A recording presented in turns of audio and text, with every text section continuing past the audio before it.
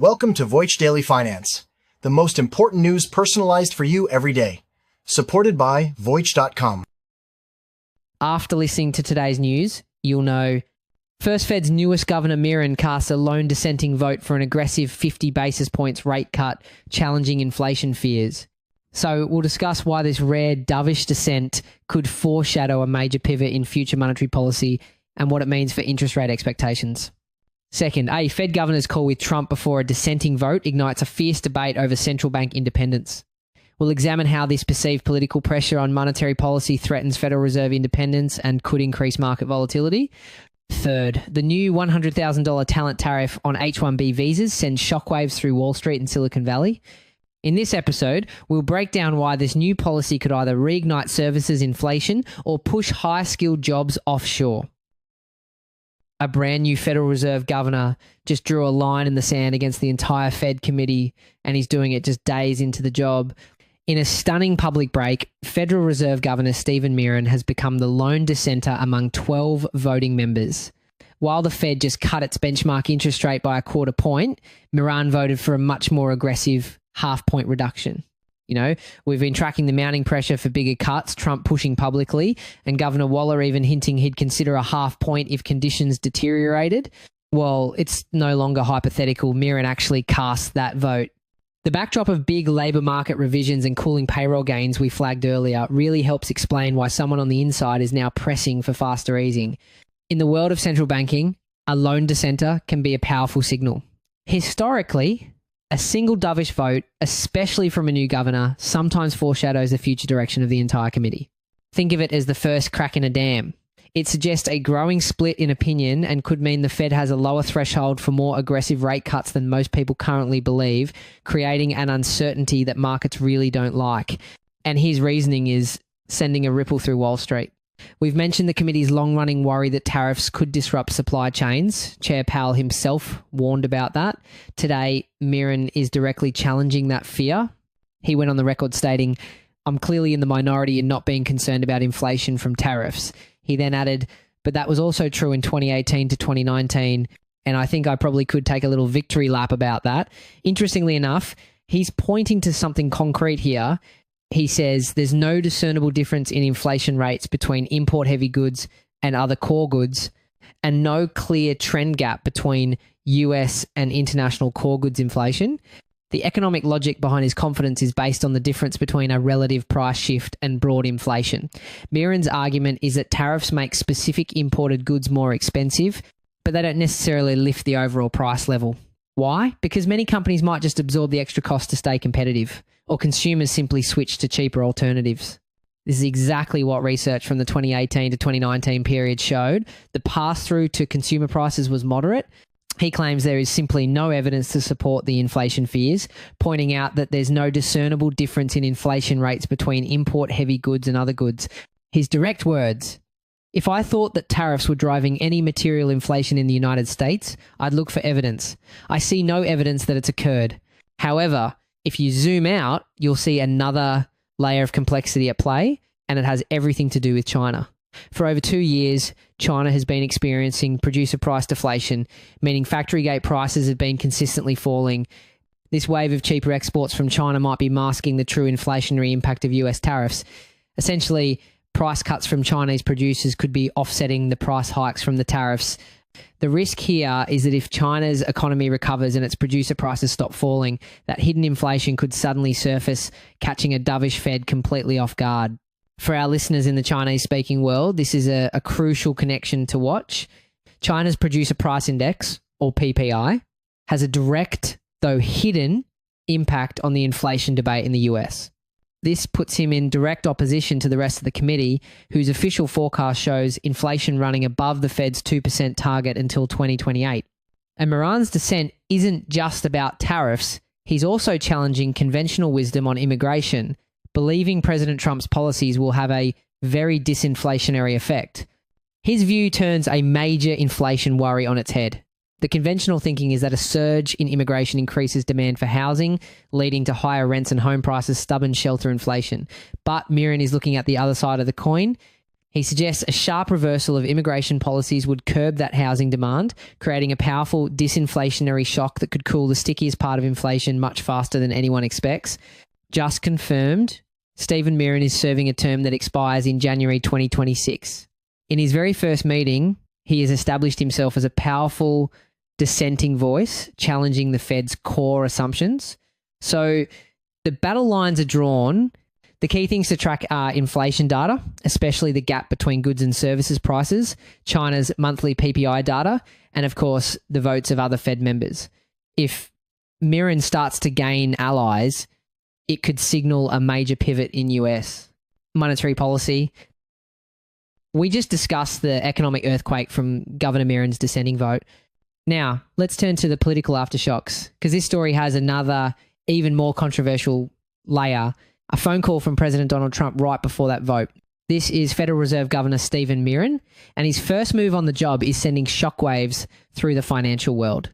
Not only did he vote for a more aggressive cut, his official forecast for where interest rates should be is, quote, well below the rest of the 19 members on the Federal Open Market Committee. That outlier low dot on the chart we've dissected before, it now appears to have a face. Miran, to put this in perspective, dissenting votes on the FOMC are already rare. Research shows that between 1957 and 2013, only 6% of all votes were dissents. And most of those were from members wanting tighter policy. A governor dissenting in favour of easier policy is almost unheard of. It's a big deal because it could lower the bar for future rate cuts. Now, get this, Miran's well below forecast isn't just a random number. It points to a fundamental disagreement about the health of the economy. It all comes down to a concept economists call R-star, the neutral or Goldilocks interest rate. Miran's very low forecast suggests he believes the true R-star is much lower than what his colleagues think. If he's right, it means the Fed's current interest rate is breaking the economy much harder than the rest of the committee believes, the logical foundation for his call for deeper, faster cuts. As we've explored before, this all lands in the middle of a firestorm over the Fed's independence, with the president publicly pushing for cuts and nicknaming Fed Chair Jerome Powell too late. Central bank independence is designed to insulate monetary policy from short-term political goals, allowing the Fed to make tough decisions for long-term economic health. When that independence is perceived to be under threat, it can create uncertainty. Investors might worry the Fed will be pressured into keeping rates too low for too long, letting inflation get out of control. That could eventually weaken the US dollar and even increase borrowing costs for the US government. Now, his new appointee is making a move that aligns with that pressure, raising major questions about the central bank's autonomy. But Miran is firing back. He called concerns about his temporary appointment a bit silly and went on the record with a stunning statement. Quote, if the president told me that I was going to stay in the seat past January, I would just resign immediately. You know, there'd be no question about it. He insists the call from Trump was just a brief congratulatory message with no pressure on his vote. So you have a new governor, a defiant vote, a direct phone call from the White House, and a public vow to resign if his term is extended. While other officials describe the atmosphere as collegial, Miran's first week has established him as a disruptive new voice. The real question now is whether Miran remains a lone voice or starts pulling the committee's centre of gravity. That's what will determine the Fed's path and market stability in the months ahead. And as we said before, watch the monthly jobs reports. They're still the swing factor. Speaking of the Trump administration's aggressive policy moves, another one just dropped that's sending shockwaves far beyond the Fed, this time hitting Wall Street and Silicon Valley directly. The administration just announced a new $100,000 fee for new H-1B visa applicants. Before this, the total cost for an H-1B was typically a few $1,000s. This is a more than tenfold increase. Economists are calling it a talent tariff. Just like a tariff on goods, this fee makes hiring foreign talent drastically more costly. This will likely force companies to compete much harder for domestic skilled workers, driving up their wages and potentially reigniting services inflation, a direct challenge to the current disinflation narrative. This isn't a small change, it's a tectonic shift. The reaction was immediate and chaotic. Amazon's immigration team sent out an urgent message advising its thousands of H-1B visa holders to remain in the US and for those overseas to return immediately. Actually, this scramble isn't just about travel plans. This talent tariff is forcing a massive strategic pivot. These firms now face a real-world test. Do they accelerate investment in AI automation to replace these roles? Or do they simply expand their offshore development centres in other countries? The outcome will reshape the future of the US tech labour market. And they aren't alone.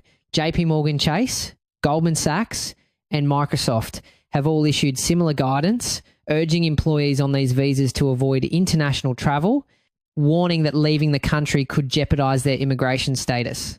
The official line from the White House is that the goal is to put American workers first and discourage companies from spamming the system and driving down wages. The situation presents a fascinating duality, though.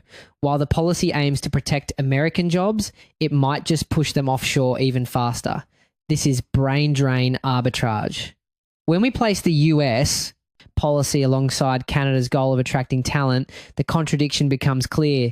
Canada's global talent stream offers work permits in just 2 weeks with no cap.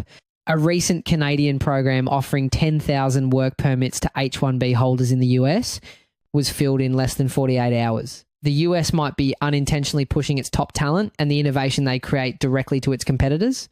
For China, this global talent reshuffle could present an opportunity to attract high-end professionals reconsidering their future in the US, but the fallout is going global.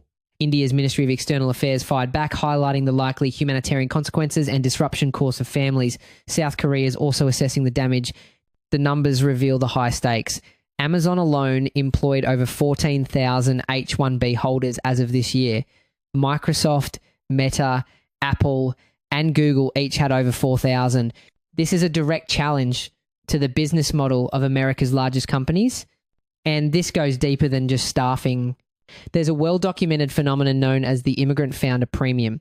Research from the National Foundation for American Policy shows an incredible 55% of America's billion-dollar startups were founded by at least one immigrant. By restricting this inflow of high-skilled talent, the US risks dismantling a key, long-standing driver of its economic dynamism, especially in critical fields like AI. This marks the administration's most aggressive move yet to restrict legal immigration. Ultimately, the story will be told in the numbers. We'll need to monitor wage data in the tech sector and watch for any announcements of corporate expansion abroad. Those are the real-time indicators of how this policy is truly reshaping the US economy, and they could also put new pressure on commercial real estate in tech hubs like San Francisco and Seattle. That's it for today on Voice Daily Finance. Follow, share, and stay tuned for daily updates coming your way tomorrow.